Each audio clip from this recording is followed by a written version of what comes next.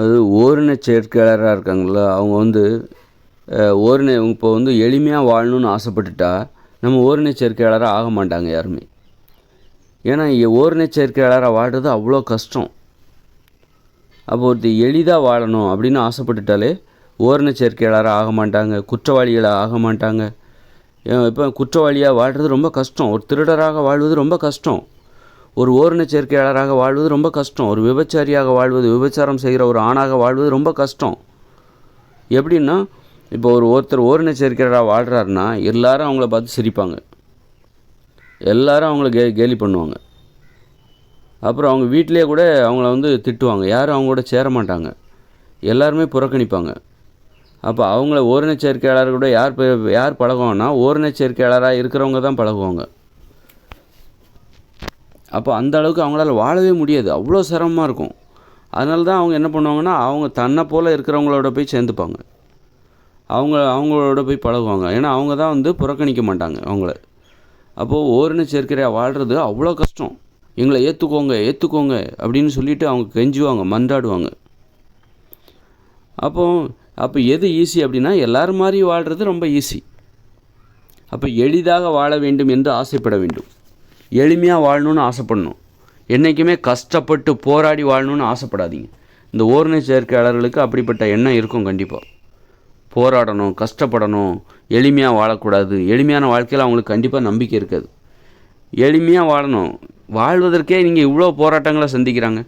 ஓரின சேர்க்கையாளர்கள் வாழ்வதற்காக போராட்டம் நடத்துகிறாங்க, கொடி பிடிக்கிறாங்க. அப்புறம் இப்போ வீடுகளில் விமர்சனம் வீட்டிலே சேர்த்துக்க மாட்டாங்க, சில வீடுகளிலே சேர்த்துக்க மாட்டாங்க.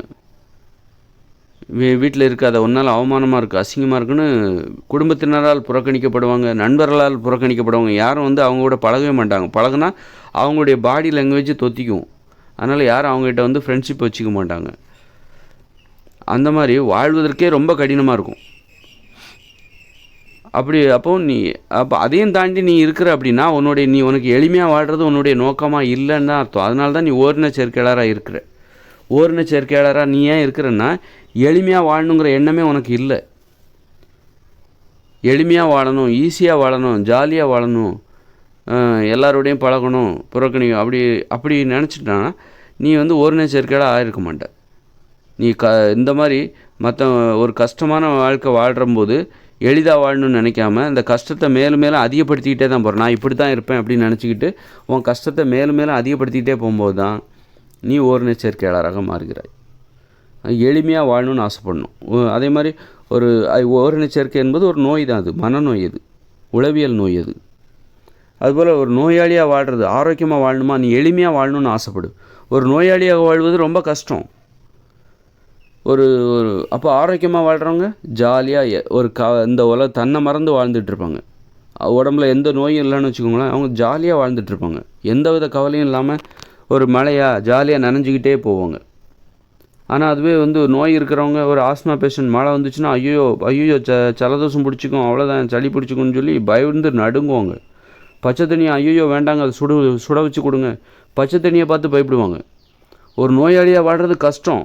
அப்போது நீ நோயாளியாக வாழக்கூடாதுன்னா எளிமையாக வாழணும்னு ஆசைப்படு, எளிமையாக வாழணும்னு ஆசைப்படு. அப்போது நீ நோயாளியாக ஆக மாட்ட. ஒரே விதிமுறை தான், எளிமையான வாழ்க்கைக்கு ஆசைப்படுப்பா. நீ நோயாளியாக ஆக மாட்ட, திருடராக ஆக மாட்ட, ஓரின சேர்க்கையாளராக ஆக மாட்ட, ஒரு கொலை குற்றவாளியாக ஆக மாட்ட. திருடராக வாழ்கிறது எவ்வளோ கஷ்டம்.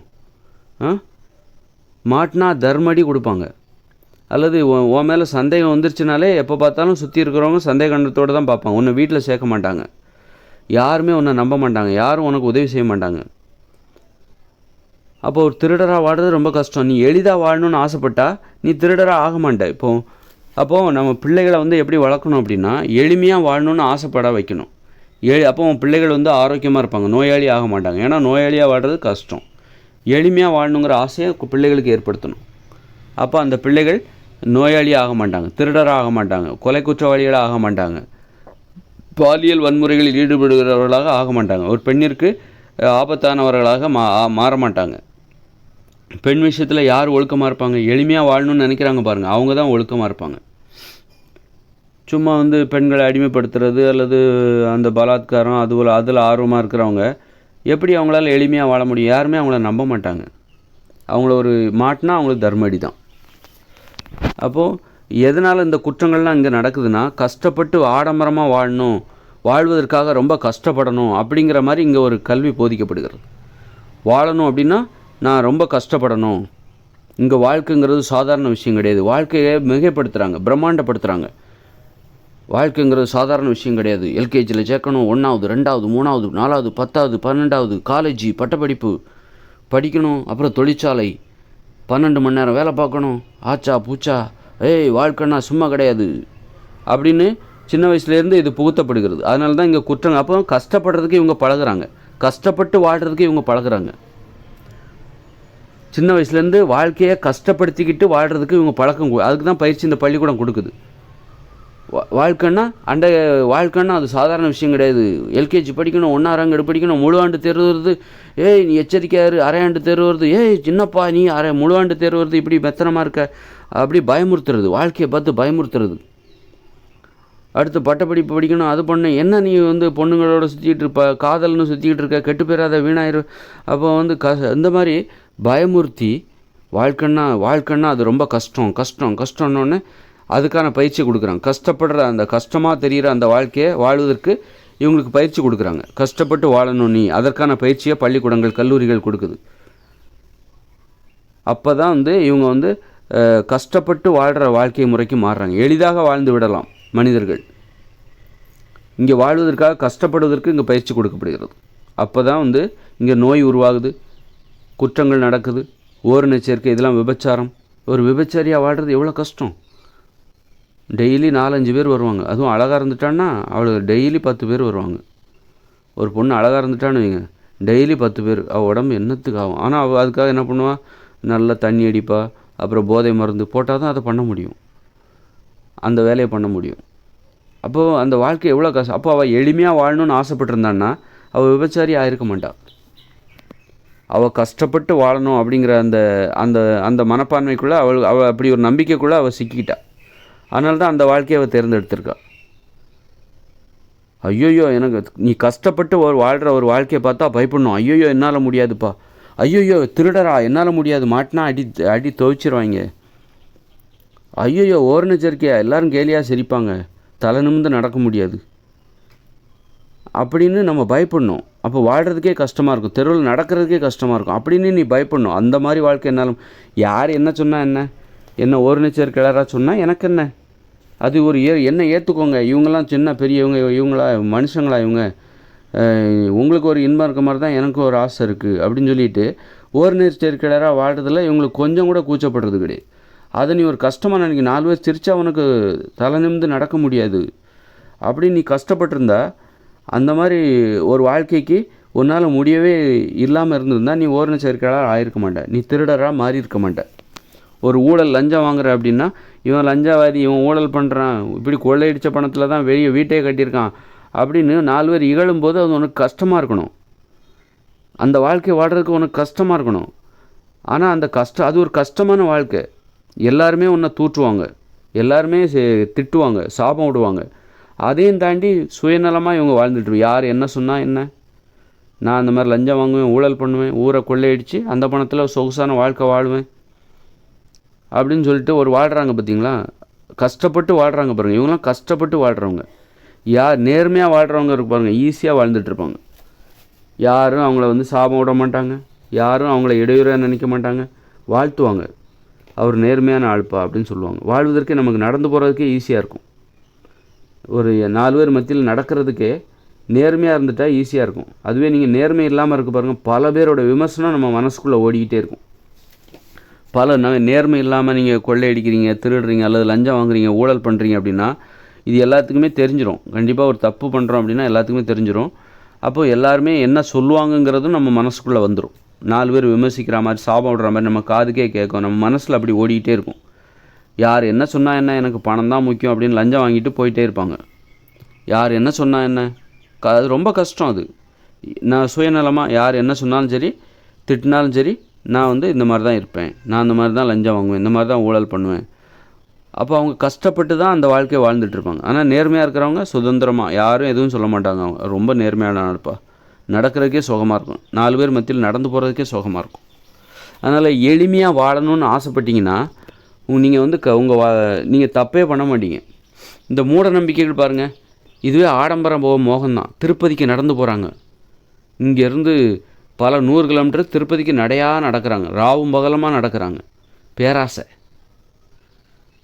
அப்போ நீ எளிமையாக வாழணும்னு நினச்சிருந்தேன்னா, ஐயோயோ 100 கிலோமீட்டரா, நான் நடக்கவே மாட்டேன்ப்பா, ஐயோயோ கடவுள் நம்பிக்கை வேண்டாம் வேண்டாம், வருஷ கணக்கில் ஒரு 5000 10,000 வரி கேட்பாங்க. ஏன் 10 வருஷத்தில் 5000, ஒவ்வொரு வருஷமும் 5000 10,000 சேர்த்து வச்சா அது ஒரு வருமானமாகுது, அதை போய் அவங்க அந்த மாதிரி எளிமையாக வாழணும்னு ஆசைப்படணும். கஷ்டப்பட்டு வாழ்கிற அந்த வாழ்க்கைக்கு மனிதர்களை பழக்கப்படுத்துறதுனால தான் மூட நம்பிக்கைகளே ஏற்படுது. ஏன்னா ஒவ்வொரு மூட நம்பிக்கையும் அதற்கான விலையை கேட்குது. ஒரு மத மூட நம்பிக்கையாக சும்மா கிடையாது. அதுக்கு நீங்கள் வந்து நிறைய செலவழிச்சாகணும், நேரத்தை செலவழிக்கணும், உழைப்பை செலவழித்து சம்பாதிச்ச பணத்தை செலவழிக்கணும்.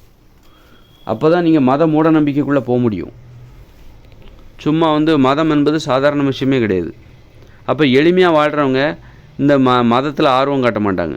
அட வேண்டாம்ப்பா, நிறைய சொல்லுவாங்க, அதை பண்ணணும் இதை பண்ணணும், ஒரு ஒரு ஒரு திருவிழாவை நடத்திறேன், உன் சார்பாக அவன் குடும்ப கஷ்டமெல்லாம் தீந்துடும், ஏதாவது இந்த ஒரு கொடை கொடுத்துரு, ஒரு திருவிழாவை நடத்திடு, உன் சார்பாக உன் குல தெய்வத்துக்கு ஒரு திருவிழாவை நடத்திடு, ஒரு கடா வெட்டி பொங்க வச்சிரு, உன் குடும்ப கஷ்டம்லாம் தீந்துடும் அப்படிம்பாங்க கடவுள் நம்பிக்கை உள்ளவங்க.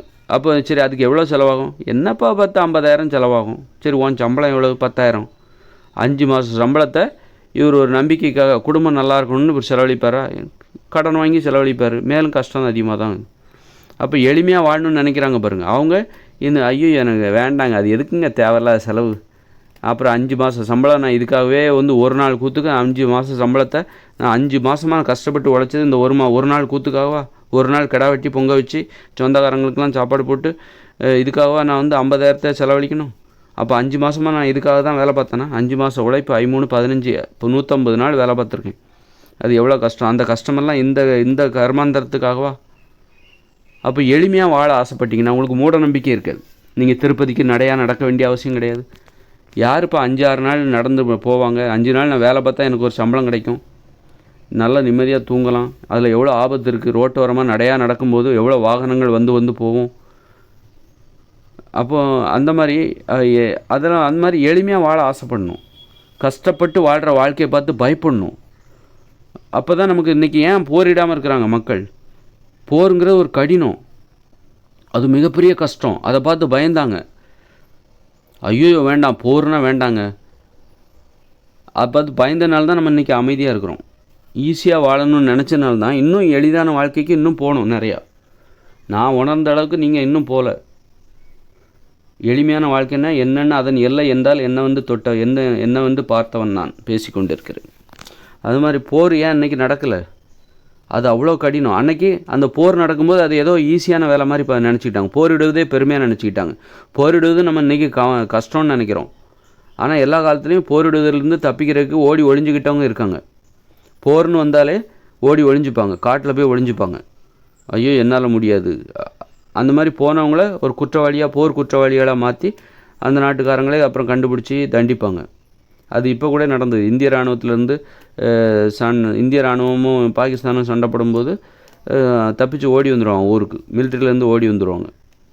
அது மாதிரி அப்போ அதெல்லாம் வந்து அது என்றைக்குமே அது கஷ்டமாக தான் இருந்திருக்கு. அது கஷ்டம் கிடையாது அப்படின்னு நினச்சி பொய் சொன்னவங்க தான் போரிட்டு இருந்தாங்க. அப்போ இன்றைக்கி ஒத்துக்கிட்டாங்க அது கஷ்டம், ஈஸியாக வாழணும், எதுக்கு ஐயோ போரா வேண்டாங்க, அது ரொம்ப கஷ்டங்க. அப்புறம் கை கால் போச்சுன்னா, ஏதோ உடல் ஊனமாயிடுச்சுன்னா, உயிர் போனால் டக்குன்னு போனால் கூட பரவாயில்ல, உடல் ஊனமாயிடுச்சுன்னா யார் பாப்பா, வேண்டாம்.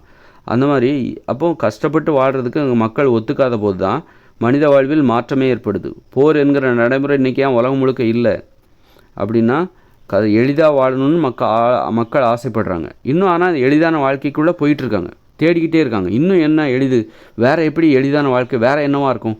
அவங்கவுங்க அறிவுக்கு எட்டின வரைக்கும் இது எளிதுன்னு, இன்றைக்கி இருக்கிற வாழ்க்கை எளிதுன்னு நினச்சிட்டு இருக்காங்க. ஆனால் இதையும் தாண்டி ஒரு எளிதான வாழ்க்கை இருக்குது, அதை நான் கண்டுபிடிச்சிட்டேன். இந்த உலகம் கஷ்டம்தான். நீ எவ்வளோ தான் இந்த உலகத்துக்குள்ளே நீ எளிதாக வாழணும்னு நினச்சாலும் இந்த உலகம் உனக்கு கஷ்டமாக தான் இருக்கும். அப்போ இதையும் தாண்டி ஒரு எளிதான வாழ்க்கை, இயற்கையோடு இணைந்த மனித வாழ்க்கை 2040 அப்புறம் வருது. அதை நான் கண்டுபிடிச்சிட்டேன்.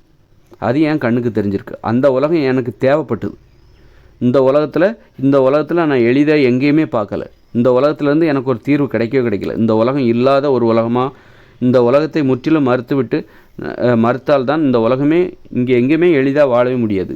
எளிதான உலகம் என்பது நாம் உருவாக்க வேண்டும். அதற்காக அப்போது எளிதான ஒரு உலகத்துக்கு வாழ்வதற்கு தகுதியான ஒருவன் ஒரு உலகத்தை உருவாக்குகிறான், வடிவமைத்திருக்கிறான். அந்த வரைபடம் என்னிடம் இருக்கிறது, வந்து பெற்றுக்கொள்ளுங்கள்.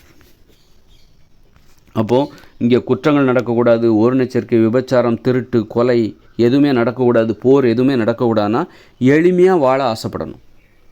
ஈஸியாக நல்லவராக வாழ்கிறது தான்ப்பா ஈஸி. நீ குற்றவாளியாக வாடுறது ரொம்ப கஷ்டம், வாழ விட மாட்டாங்க, அடி பின்னி விடுவாங்க. ஏதாவது நீ திருடராக வாடுறது ரொம்ப கஷ்டம். ஒரு பாலியல் உறவில் நீ நேர்மையாக நம்பிக்கையானவராக வாழணும், உண்மையாக இருக்கணும், ஒழுக்கமாக இருக்கணும். நீ ஒழுக்கமாக இல்லை, பல பெண்களோட உனக்கு தொடர்பு இருக்குது, பல ஆண்களோட உனக்கு தொடர்பு இருக்குன்னா உனக்கு யாரும் பொண்ணு கிடைக்க மாட்டாங்க. கல்யாணத்துக்கு பொண்ணு கிடைக்காது, கல்யாணத்துக்கு ஒரு பொண்ணுக்கு மாப்பிள்ளை கிடைக்காது. அப்போ அப்போ நீ ஒழுக்கமாக நேர்மையாக இருந்துட்டா உனக்கு நல்ல பையன், அந்த பையன் நல்ல பையன், அந்த பொண்ணு நல்ல பொண்ணு அப்படின்ட்டு அப்போ கல்யாணத்துக்கு பொண்ணு கிடைக்கும். அதுவே நீ ஒழுக்கமாக இல்லை அப்படின்னா உனக்கு கல்யாணமே நடந்தால் கூட யாரும் உன் கூட நிரந்தரமாக இருக்க மாட்டாங்க. நீ உன் பொண்டாடி தெரியாமல் வேறு யார் பொண்ணு கூட தொடர்பு வச்சுருப்ப. அது மாதிரி ஒரு பொண்ணு புருஷனுக்கு தெரியாமல் வேறு ஏதாவது தொடர்பு வச்சுருந்தா இது தெரிஞ்சு போனால் என்ன ஆகும் அப்படின்னா அவன் புட்டுட்டு போயிடுவான். அப்போ உனக்கு வாழ்க்கை கடினம், யாருமே அவங்க கூட வாழ மாட்டாங்க, வாழ்க்கை கடினமாக மாறிடும். அப்போ வாழ்க்கை எளிதாக வாழ வேண்டும் என்றால் நீ நேர்மையாக இருக்கணும், பாலியல் உறவுகளில் உண்மையாக இருக்க வேண்டும். அதான் எளிதான வாழ்க்கை. பல பெண்களோட உடல் வச்சுக்கிறது, பல ஆண்களோட உடல் வச்சுக்கிறது ரொம்ப கடினம். அது வாழவே முடியாது. அப்புறம் யாரும் கல்யாணம் பண்ணிக்க மாட்டாங்க, வாழவே எல்லாம் போயிட்டுருப்பாங்க, வந்துட்டு போயிடுவாங்க. ஒரு விபச்சாரிகிட்ட பல பேர் வந்துட்டு போகிற மாதிரி போயிடுவாங்களே தவிர யாரும் கூட நிரந்தரமாக இருக்கவும் மாட்டாங்க, நீனும் யார் கூட நிரந்தரமாக இருக்க மாட்டேன். அப்போ வாழ்க்கை கடினமாக போயிடும். கடைசி காலத்தில் உனக்கு யாருமே இருக்க மாட்டாங்க. கடைசி காலத்தில் எப்போவுமே நமக்கு உதவி தேவை, கடைசி காலத்தில் தான் உதவி, எல்லா காலத்துலேயும் உதவி தேவை. அப்போ தனியாகவே யாருமே நம்ப மாட்டாங்க. உங்கள்கிட்ட நம்பிக்கை ஏன் அவங்ககிட்ட போய் பேசுகிற, அவன் நல்ல பையனே கிடையாது, நல்ல பொண்ணே கிடையாது, அவகிட்டலாம் ஏன் பழகுற, நட்பு கூட உனக்கு கிடைக்காது. நீ பாலியல் உறவில் நீ ஒழுக்கமாக இல்லைன்னா உனக்கு நண்பர்கள் கூட கிடைக்க மாட்டாங்க. அந்த பையன்ட்டெல்லாம் பழகாத, பல பொம்பளையோட அவனுக்கு தொடர்பு கெடுத்துருவான், பிள்ளைகளை கெடுத்துருவான். அந்த பொண்ணு கூடலாம் ஏன் பழகுற, அந்த பொண்ணு மோசமான கேரக்டரு அப்படின்னு சொல்ல ஆரம்பிச்சிருவாங்க. புறக்கணிக்கப்படுவார்கள். நம்பிக்கையாக பேச மாட்டாங்க, யாரையும் பழக விட மாட்டாங்க. பெற்றோர்கள் தன் பிள்ளைகளை இந்த மாதிரி ஆட்கிட்ட பழக விட மாட்டாங்க. அப்போ வாழ்கிறதே கஷ்டமாக போயிடும். அப்போது நம்ம நேர்மையாக இருந்துட்டால் வாழ்வது எளிது. பகுத்தறிவோடு வாழ்ந்து விட்டால் நம்ம வாழ்வது எளிது. மூட நம்பிக்கையை தூக்கி தலையில் வச்சு கொண்டாடிங்கன்னா நீங்கள் ரொம்ப கஷ்டப்படுவீங்க. அதுக்கு வரி கொடுக்கணும், கோயில் கொடை நடத்தணும், கிடா வெட்டி பொங்க வைக்கணும், அப்புறம் அதுக்கு ஒரு நேரத்தை செலவழிக்கணும், அப்புறம் பல்வேறு சடங்குகள். மூட நம்பிக்கையில் நம்ப ஆரம்பிச்சின்னா உங்கள் வாழ்க்கையில் ஒவ்வொரு விஷயத்துக்கும் நீங்கள் ஒரு திருமணம் பண்ணணுமா, அதுக்கு ஆடம்பரமாக திருமணம், அதுவே ஒரு மூட நம்பிக்கை. அப்புறம் ஐயரை கூப்பிடணும், அவருக்கு ஒரு காசை கொடுக்கணும். இப்படி பல்வேறு மூட நம்பிக்கைகள் படம் எடுத்துக்கிட்டு இருக்கோம். அப்புறம் மூக்கு குத்தணும், காது குத்தணும், அப்புறம் அதுக்கு ஒரு விழா நடத்தணும், அதுக்கு பல பேருக்கு பத்திரிக்கை வைக்கணும், காதணி விழா, காதணி விழான்னு அது ஒரு விழா. அதை போனால் ஒருத்தர்கிட்ட போனால் 100 ரூபா கொடுத்தா அவர் குத்தி விடுவார். அதுக்கு போய்ட்டு ஒரு லட்சக்கணக்கில் காதணி விழாவும். ஏன்னா அது ரொம்ப கஷ்டம். பேர் லட்சக்கணக்கான வேற கூப்பிட்டு பிரியாணி எல்லாம் போட்டு நீ காதணி விழா நடத்திக்கிட்டு இருக்கிற. அது என்ன பெரிய காதில் ஓட்ட போடுறது அவ்வளோ கஷ்டமாக, அவ்வளோ பேராக வரணும், உறவினர்கள் எல்லாம் ஒன்றா சேர்ந்தா காது குத்த போகிறீங்க. அது என்ன காது என்ன பாறாங்கல்ல. காதணி விழா, மூக்கு குத்துறது, மொட்டை போடுறது, இதுக்கெல்லாம் பல பேரை கூப்பிட்டு வச்சு இவனை விழா நடத்திக்கிட்டு இருக்காங்க. மூட நம்பிக்கை இதெல்லாம். அதுக்கு செலவு. அப்போ நீ எளிதாக வாழணும்னு ஆசைப்பட்டிருந்தேன்னா இந்த மாதிரி கோமாளித்தனத்தை நீ பண்ண மாட்ட, இந்த மாதிரி தேவையில்லாமல் செலவழிக்க மாட்டேன். உழைப்போட அருமை உனக்கு தெரியல. கஷ்டப்பட்டு வாழ்வதற்கு நீ பயிற்சி எடுத்துருக்கிற. அதனால தான் அந்த திமிரில் தான் இதெல்லாம் பண்ணிட்டு அடையிறீங்க. ஒரு எளிமையாக வாழணும் அப்படிங்கும்போது தான் தேவையில்லாத எது தேவையான எதுங்கிறது உன் கண்ணுக்கு தெரியும். எளிமையாக வாழணும் அப்படின்னு ஆசைப்படும் போது தான் எது தேவை எது தேவையில்லைன்னு உனக்கு தெரியும். கஷ்டப்பட்டு வாழ்வதற்கு பயிற்சி எடுக்கும்போது பேராசைகள் வந்து விடுகிறது. பேராசைப்படுவதற்கு இவர்கள் பயிற்சி எடுத்துக்கிறார்கள். பள்ளி கல்லூரிகள்லாம் அந்த பயிற்சியை தான் மனிதர்களுக்கு கொடுக்குது. கஷ்டப்பட்டு வாழ்வதற்கு பயிற்சி கொடுக்குது. அதனால தான் இங்கே குற்றங்கள் அதிகரிக்குது. எளிமையாக வாழ ஆசைப்படும் போது, எளிமையாக வாழணும்பா, நிம்மதியாக தூங்கணும்பா அப்படின்னு ஆசைப்படும்போது ஒருத்தன் திருடராக இருக்க மாட்டாங்க. திருடர்கள் நிம்மதியாக தூங்க முடியாது. அப்போ நீ நிம்மதியாக தூங்கணும்னு ஆசைப்படு, அதுதான் எளிமையான வாழ்க்கை. அப்போ நீ திருடராக ஆக மாட்ட. நிம்மதியாக தூங்கணும்னு ஆசைப்பட்டால் நீ ஒரு விபச்சாரியாக ஆக மாட்ட. விபச்சாரம் செய்கிற ஒரு ஆணாக இருக்க மாட்ட. ஒரு விபச்சாரியில் நிம்மதியாக தூங்க முடியுமா? எப்போ வேணாலும் எவன் வேணாலும் கதை தட்டுவான். யார் வேணாலும் என்ன வேணாலும் பண்ணுவாங்க. யாரும் சப்போர்ட்டுக்கு வர மாட்டாங்க. நீ என்னம்மா பல பேரோட தொடர்பு வச்சுருக்க, யார் உங்கள்கிட்ட என்ன பிரச்சனை பண்ணுறான், அவன் யார் என்னன்னு எங்களுக்கு என்ன தெரியும், எங்கள்கிட்ட ஏன் கேட்குற அப்படின்னு ஒரு விபச்சாரியை எல்லாருமே எதிரியாக தான் பார்ப்பாங்க, ஒரு விபச்சாரம் செய்கிற ஆணையும் சரி. அதனால் எளிமையாக வாழணும்னு ஆசைப்பட்டால் நீ ஒரு விபச்சாரியாவோ யாரும் ஆக முடியாது. நேர்மையாக தான் இருப்பாங்க. பாலியல் உறவில் ஆண் பெண் உறவுக்கு நம்பிக்கையாக தான் இருப்பாங்க. திருடர் ஆக மாட்டாங்க, கொலைகாரங்களாக ஆக மாட்டாங்க, ஊழல் பண்ண மாட்டாங்க. நேர்மையாக இருந்தால் எளிமையாக வாழலாம். எல்லா வகையிலுமே நேர்மையாக இருக்கணும். ஒரு மூட நம்பிக்கை இருந்தால் உங்களுக்கு நீங்கள் நேர்மையாகவே இருக்க மாட்டீங்க. இல்லை மூட நம்பிக்கையோடு இருந்தால் உங்களால் எளிதாக வாழ முடியாது. அப்புறம் அங்கே போகணும், அது நேரத்தை செலவழிக்கணும், போய் சாமியை கும்பிடணும், நடைப்பயணம் போகணும், வேளாங்கண்ணிக்கு நடைப்பயணம் போகணும், மொட்டை போடணும், அப்புறம் அங்கே ஒரு தேர் எடுத்துகிட்டு போகணும், இங்கேருந்தே வேளாங்கண்ணி வரைக்கும் தேர் எடுத்துகிட்டு போகணும் தரன்னு. அது ஒரு 10 நாள் செலவாகும். அந்த 10 நாள் அதுக்கு ஒரு 10-20,000 செலவாகும். அந்த 10-20 உன் சம்பளம் எவ்வளோன்னா 10,000, 20,000 2 மாதம் சம்பளம் போச்சா? அப்போ கடன் தொல்லை வரும், வாழ்க்கை கஷ்டமாக போயிடும். அப்போ எளிதாக வாழணும்னு ஆசைப்படுகிற ஒருத்தன் கண்டிப்பாக இந்த மாதிரி மூட நம்பிக்கைக்குள்ளே போய் மாட்டிக்க மாட்டாங்க. மூட நம்பிக்கை நமது வாழ்க்கையை கடினப்படுத்தி விடும்.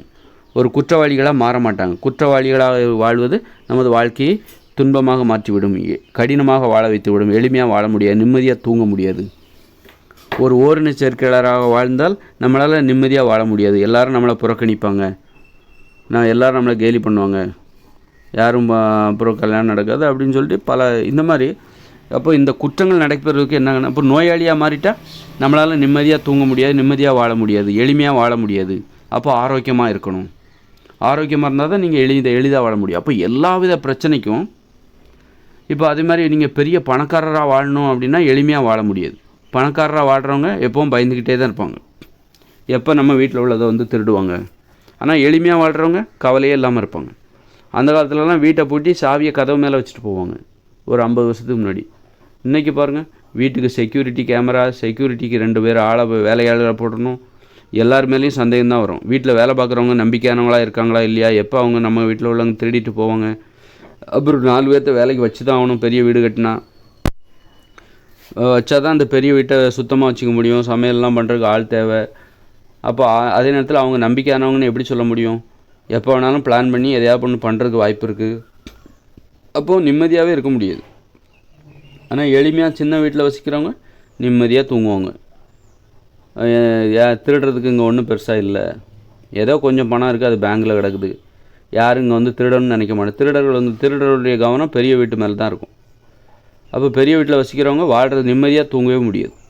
எப்போ என்ன நடக்குமோ, யார் என்னத்தை பண்ணுவாங்களோ அப்படின்னு பயந்துக்கிட்டே தான் இருக்கும். அப்போது நீ எளிமையாக வாழணும்னு ஆசைப்பட்டா பெரிய பணக்காரரெல்லாம் நீ வாழ மாட்ட, ஒரு பெரிய வீடுகளில் வசிக்க மாட்ட. அது மாதிரி எளிமையாக வாழணும்னு ஆசைப்பட்டால் தான் ஆரோக்கியமாக வாழ முடியும். இங்கே குற்றங்களே நடக்காது, இந்த உலகமே மாறி போயிடும். இனிமேல் அதான் நடக்க போகுது. இனிமேல் பிறக்கிற பசங்க எளிமையாக வாழணும்னு ஆசைப்படுவாங்க. எளிமையாக வாழணும்னு ஆசைப்படும்போது ஈஸியாக வாழணும், எளிமையாக வாழணும். அப்போ நேர்மையாக இருப்பாங்க, நோய் இல்லாமல் இருப்பாங்க, ஆரோக்கியமாக இருப்பாங்க. அதற்கான முயற்சி தான். போர்லாம் ஏன் நடக்கலை? அப்போ அமைதியை நோக்கி நம்ம போகிறோம், எளிமையாக வாழுகிற ஒரு வாழ்க்கையை நோக்கி தான் நம்ம போகிறோம். அதனால தான் போர் நின்றுச்சு, போரிடுகிற நடைமுறை நின்று விட்டது. இன்று நேசிப்பது தான் எளிதாக வாழ்வதற்கான வழிமுறை. முன்னாடி சண்டை போடுறது தான் எளிதான வாழ்வதற்கு வழிமுறை அப்படின்னு நினச்சி சாதியை கண்டுபிடிச்சாங்க. சாதியை கண்டுபிடிச்சி சண்டை போட்டுட்டு இருந்தாங்க. இன்றைக்கி நேசிப்பது தான் எளிதாக வாழ்வதற்கு வழிமுறை. நேசித்தா நம்ம சண்டை போடணுங்கிற அவசியமே இல்லை, போரிட வேண்டிய அவசியமே இல்லை. அப்போ சாதியை மறக்கிறாங்க. இன்றைக்கி மக்கள் சாதியை மறக்கிறாங்க. இன்றைக்கி 10 வயசுக்குள்ளே இருக்கிற குழந்தைகள்கிட்ட போய் நீ என்ன சாதின்னு கேளு, சாதியா அது என்னன்னு கேட்பாங்க. அப்படின்னா அவங்களுக்கு பிற்காலத்தில் அவங்களுக்கு சாதி 10 வயசுக்குள்ளே உனக்கு சாதி என்பது உன் மனசில் புகுத்தப்படவில்லை என்றால் அதன் பிறகு உன் மனசில் புகுத்தவே முடியாது. அப்படின்னா 10 வயசுக்கு உட்பட்ட பெரும்பாலான பிள்ளைகளுக்கு சாதினா என்னன்னே தெரியாது. அப்படின்னா பிற்காலங்களில் சாதி ஒழிஞ்சு போச்சுன்னு தானே அர்த்தம். அவங்க வளர்ந்த பிறகு அவர்களிடத்தில் சாதி இருக்காதுன்னு தானே அர்த்தம். இப்படி சாதி ஒழியுது, ஏன்னா நேசிக்க ஆரம்பிச்சிட்டாங்க. நேசிப்பது தான் எளிதாக வாழ்வதற்கான வழிமுறை. சண்டை போடுவது, வேற்றுமை பாராட்டுவது, நோயாளியாக இருப்பது, குற்றங்கள் செய்வது, இவர்களால் எளிதாக வாழ முடியாது. ஓரினச் சேர்க்கையாளராக விபச்சாரம் செய்வது, ஓரினச் சேர்க்கையாக இருப்பது, இதெல்லாம் நிம்மதியாக எளிதாக வாழ முடியாது. இது வாழ்க்கையை நரகமாக மாற்றிவிடும். அப்போ எளிதாக வாழணும்னு ஆசைப்பட்டா இந்த உலகத்தில் இருக்கிற அத்தனை பிரச்சனைகளுக்கு தீர்வு தந்துவிடும். அப்போ எளிமையாக வாழணும்னு ஆசை. அப்போ எளிமையாக வாழணும் அப்படின்னா அதற்கான வடிவமைப்பு என்னிடம் இருக்கிறது. அதற்கான ஒரு உலகம் எதிர்காலம் இப்படி தான் மாறப்போகுது. முன்கூட்டியே அது தெரிஞ்சாச்சு. மனித நிலையில் முழுமையடைந்த அந்த முதல் மனிதன் நான். அவ்வளோ அதிசயமான ஒரு பிறவி நான். பாருங்கள், மனிதர்களின் ஒட்டுமொத்த இலக்கம் மனித நிலையில் முழுமையடைவது. நாம் இன்னும் மனிதராக ஆகவில்லை, மனிதராக முழுமையடையவில்லை. அதற்கான முயற்சி தான், அதுக்கான வெற்றி அடைகிற காலகட்டத்தில் தான் வாழ்ந்துகிட்டு இருக்கோம். இன்றைக்கி ஏன் இவ்வளோ இயந்திர அறிவியல் கண்டுபிடிப்புனா, அறிவியலை அறிந்து கொள்வதில் நாம் முழுமை பெற்று விட்டோம், அறிவியலை புரிந்து கொண்டு விட்டோம், அறிவியல் என்றால் என்னவென்று தெரிந்து விட்டோம். அதனால தான் இவ்வளோ கண்டுபிடிப்பு. அப்போ முதலில் மனிதர்கள் முழுமையை அடைகிறார்கள், தன்னை முழுமையாக உணர்கிறார்கள், தன்னிடத்தில் அந்த அறிவியலை முழுமையாக உணர்கிறார்கள். மனிதர்களின் அந்த மனிதர்களாக ஆவதற்கான அந்த முயற்சியில் அவர்கள் முழுமையடைகிறார்கள். முழுமையடைந்த முதல் மனிதனாக நான் இருக்கிறேன். எவ்வளோ பெரிய அதிசயம் பார்த்தீங்களா? இன்றைக்கி கடவுள் அப்படின்னு நிறைய கதைகளை சொல்லுவாங்க, அதிசய கதைகளை சொல்லுவாங்க. அந்த கடவுள் இயேசு அவர் பிறந்தார், இவர் பிறந்தாருன்னு அதிசய கதைகளை, எல்லா கதைகளையும் விட இப்போ நான் அடைந்த இந்த நிலை பாருங்கள். இன்றைக்கி எதையெல்லாம் அதிசயமாக அந்த மதம் சொல்லிக்கிட்டு இருந்ததோ, மதம் நிறைய அதிசய கதைகளை சொல்லிக்கிட்டு இருக்கும், ஏன்னா மக்களை தன் பக்கம் ஈர்ப்பதற்காக. ஆனால் இன்றைக்கி பார்த்துக்கிட்டா ஒரு மனிதர், என்னுடைய நிலை இருக்குது பாருங்கள், மனித நிலையில் முழுமையடைந்த அந்த நிலை, அது எல்லா அதிசயம் இது எனது அதிசயத்தின் முன்பு, எனது மனித நிலையில் முழுமையடைந்த எனது அந்த அதிசய நிகழ்விற்கு முன்பு எல்லா அதிசயமும் தோற்று போச்சு. இதற்கு இணையாக வேறு எதுவுமே கிடையாது. ஒட்டுமொத்த மனித இனத்தின் வெற்றியாக ஒரு புள்ளியாக நான் இருக்கிறேன், அந்த கோப்பையாக நான் தெரிகிறேன். மனித இனம் அடைந்த அந்த வெற்றி கோப்பையாக நான் தெரிகிறேன். அதுதான் இங்கே சிறப்பு. எவ்வளோ பெரிய ஒரு சிறப்புக்கு ஒரு உரியவனாக நான் இருக்கிறேன்றது மட்டும் பாருங்கள். அதனால் இது என்னுடைய தற்புகழ்ச்சியாக பார்க்க, இது மனித இனத்தின் வெற்றி, உங்களுடைய வெற்றி, அவருடைய வெற்றி, எல்லாருடைய வெற்றி. இது உலகத்தில் உள்ள அத்தனை மனிதன், இதுவரைக்கும் பிறந்த அத்தனை மனித இனத்தின் நோக்கமே இந்த நிலையை அடைவது. அந்த நிலையை நான் அடைஞ்சிருக்கேன்னா இது மனித இனத்தின் வெற்றி. அதனால் இது மனித இனத்தின் தற்புகழ்ச்சியாக பாருங்கள், எனது தற்புகழ்ச்சியாக பார்க்காதீங்க. இது மனித இனத்தின் தற்புகழ்ச்சி, மனிதர்களின் தற்பெருமை, இது மனிதர்களின் பெருமை. நான் அடைந்த அந்த நிலை என்பது மனிதர்களின் வெற்றி, மனிதர்களின் இலக்கு, மனிதர்களின் பெருமை. இது